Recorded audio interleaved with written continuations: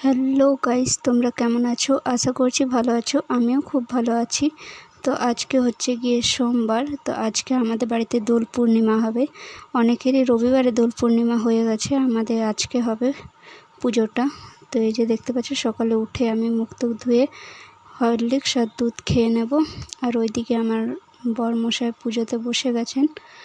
ওই পুজো করে, আসলে আমাদের বাড়ির পুজোগুলো ওই করে, তাই আর কি। তো চলো আমি এদিকে খেয়ে। তোমরা কে কেমন রং খেললে আমাকে একটু জানাবে কমেন্ট করে। আমি কিন্তু 2 বছর হলো রং খেলিনি। আগের বছর আমাদের একটা রিলেটিভ মারা গেছিলো, তাই আর কি রং খেলা হয়নি।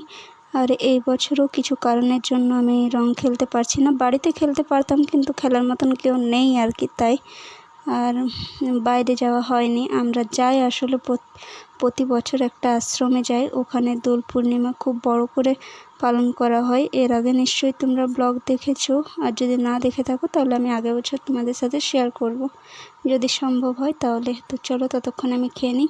আর এই যে দেখতে পাচ্ছ, এদিকে তোমাদের দাদাভাই পুজোতে বসে গেছে। আসলে সকাল সকাল পূর্ণিমা ছেড়ে যাবে, তাই আর কি জলদি করে নিচ্ছে।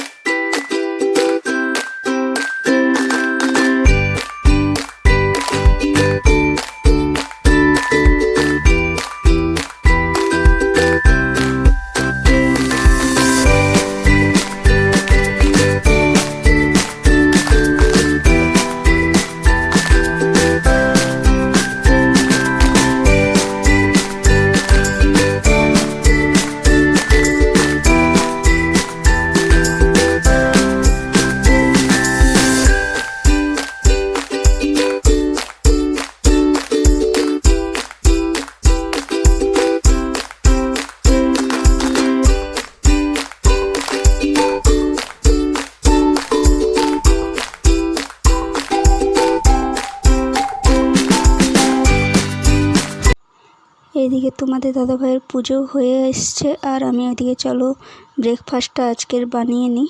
রুটি বানাবো, তরকারি বাবা বানিয়ে দিয়েছে। তো চলো আমি এদিকে বানিয়ে নিই। আর তোমাদের দাদাভাইয়ের জন্য কতগুলো পরোটা বানাবো, তাই আর কি।